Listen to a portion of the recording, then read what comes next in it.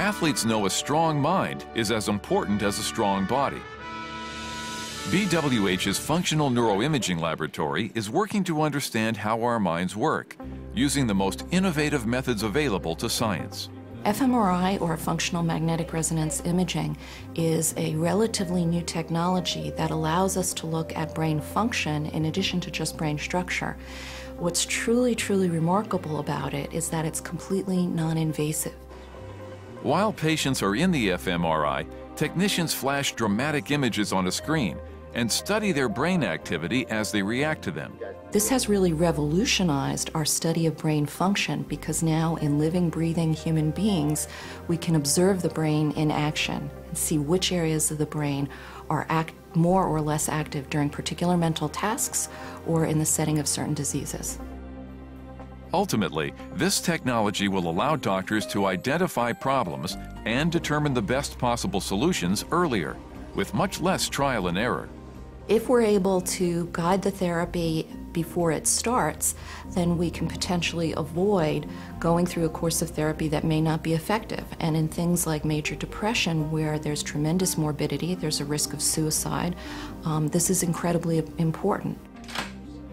This research has also led to dramatic changes in how symptoms of depression are recognized, such as the ability to experience pleasure. Well, most imaging studies up until the point that we did ours had really focused on symptoms of hopelessness, helplessness, sadness, etc. We were really interested in this phenomenon of inability to process positive stimuli in a normal way. So this is a novel finding because it opens up a different brain area or brain circuit that can potentially be targeted for therapy. Dr. Stern's lab is also measuring chemical and biological changes at the molecular level in the brain, and they're studying how neuroinflammation plays an important role in psychiatric disorders. If we find that there are specific patterns of neuroinflammation, we can potentially intervene with anti-inflammatory therapies. And this is something that really hasn't been explored up until now. Everything from anxiety disorders to affective disorders, including bipolar disease and schizophrenia, is being researched. And with imaging techniques showing that brains with mental illness really do work differently, the stigma of these illnesses is subsiding. So what does this ultimately mean to those that suffer from various mental disorders?